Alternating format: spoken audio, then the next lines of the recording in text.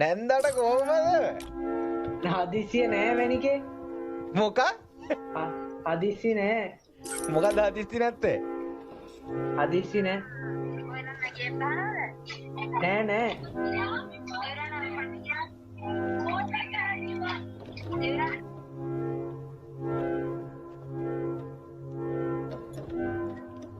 හදිස්සි නෑ මැනිකේ. ගේම් එකට යන්න නෙමෙයි ෆෝන් එක තියන්න හැදුවේ.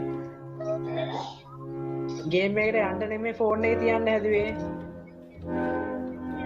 ඇත්ත කියන්නේ ඉතින්. ඇත්ත කියන්නේ. ඔයා නිදිය ගන්න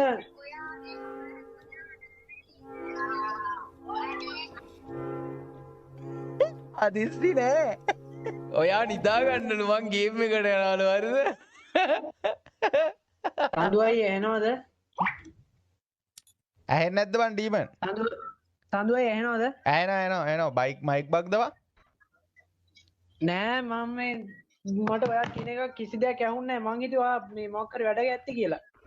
නෑ මයික් බග් කළාද කොහෙද? නෑ මැනික ඇහෙන්නේ ඇහෙන්නේ මැනික. හදිස්සි නෑ මැනික. හදිස්සි නෑ.